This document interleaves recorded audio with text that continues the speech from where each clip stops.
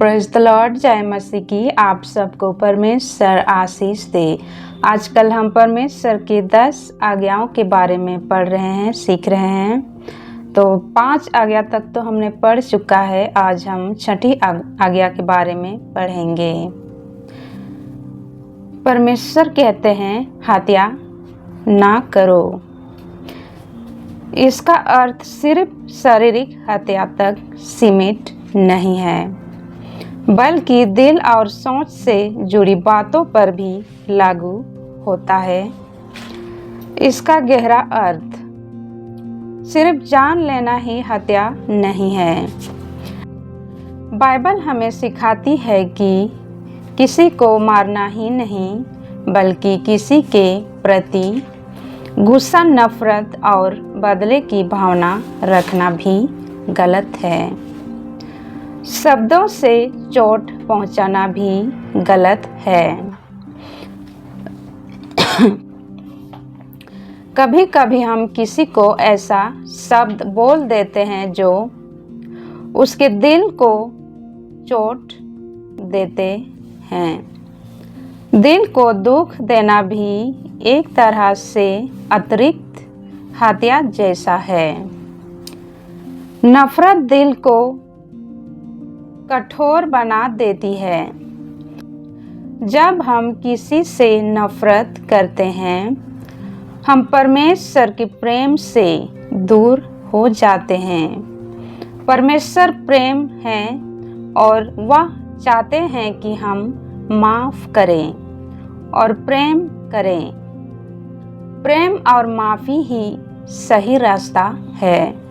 प्रभु यीशु ने सिखाया कि अपनी दुश्मनों से भी प्रेम करो और जो तुम्हें सताते हैं उनके लिए प्रार्थना करो। Praise the Lord. आज के समय में कैसा लागू करें? गुस्सा आए तो तुरंत प्रार्थना करें। किसी के लिए बुरा शब्द ना बोलें। दिल में बदला ना रखें। माफ करने की आदत डालिए। सिर्फ शारीरिक हत्या ही नहीं, बल्कि नफरत भी, कड़वाहट शब्द भी परमेश्वर को पसंद नहीं आता। आइए हम प्रेम और माफ़ी के रास्ते पर चलें। परमेश्वर आप सबको शांति और प्रेम से भर दे। आमीन। मान लीजिए एक गांव में 2 दोस्त रहते थे। एक का नाम था रमेश और एक का नाम था सुरेश।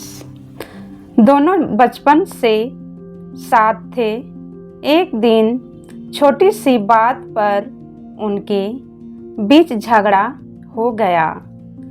गुस्से से आकर रमेश ने सुरेश को कहा, बहुत बुरा शब्द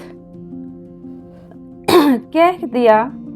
सुरेश को इतना दुख हुआ कि उसने बात करना ही बंद कर दिया। दोनों ने एक दूसरे से नफरत करने लगे। गांव में भी लोगों ने उनकी दोस्ती की मिसाल देना बंद कर दिया। धीरे धीरे उनका गुस्सा और नफरत उनके परिवार तक पहुंच गया। घर का माहौल भी खराब हो गया।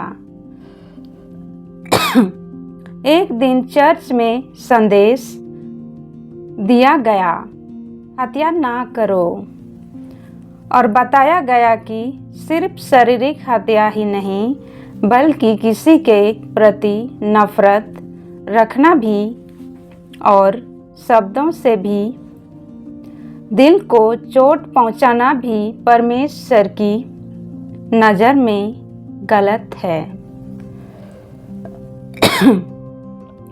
ये बात रमेश के दिल को छू गई। उसने महसूस किया कि उसने अपने दोस्त का दिल तोड़ दिया है। उसने सोचा, मैं उसे मारा तो नहीं, लेकिन अपने शब्दों से उसके दिल को जरूर चोट पहुंचाई है। अगले दिन रमेश ने हिम्मत करके सुरेश के घर जाकर माफ़ी मांगी। पहले तो सुरेश चुप रहा, लेकिन जब उसने देखा कि रमेश सच में पश्चाताप कर रहा है, तो उसने उसे माफ़ कर दिया।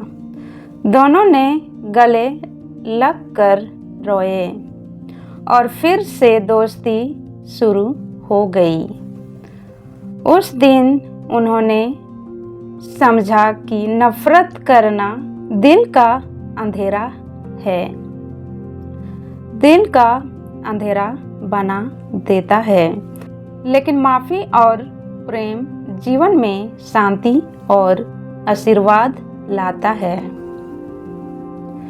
नफरत रिश्तों को तोड़ देती है, शब्दों से भी गहरी चोट लगती है। माफ़ी शांति लाती है। परमेश्वर प्रेम और शांति चाहते हैं। सिर्फ किसी की जान लेना ही हत्या नहीं, बल्कि नफरत और कड़वाहट शब्द भी गलत है। आइए हम अपने दिल को साफ करें और प्रेम और माफ़ी के साथ जीवन जिएं। परमेश्वर हमें सही रास्ता दिखाए। आमीन। Thank you. परमेश्वर हमें कह रहे हैं कि सिर्फ किसी का जान लेना ही हत्या नहीं, बल्कि किसी का दिल में किसी के खिलाफ कड़वाहट, नफरत, बदले की भावना जब हम रखते हैं, या गुस्सा, नफरत, एक तरह की ये भी हत्या है, आत्मिक हत्या। तो ये भी परमेश्वर के खिलाफ गलत है। जब हम किसी के प्रति गुस्सा करते हैं, नफरत करते हैं, कड़वाहट रखते हैं, बदले की भावना रखते हैं, बुरी विचार करते हैं, वो भी एक तरह की हत्या है। परमेश्वर नहीं चाहते कि हम किसी के खिलाफ गलत विचार भी रखें। तो thank you so much. God bless you all. आमीन।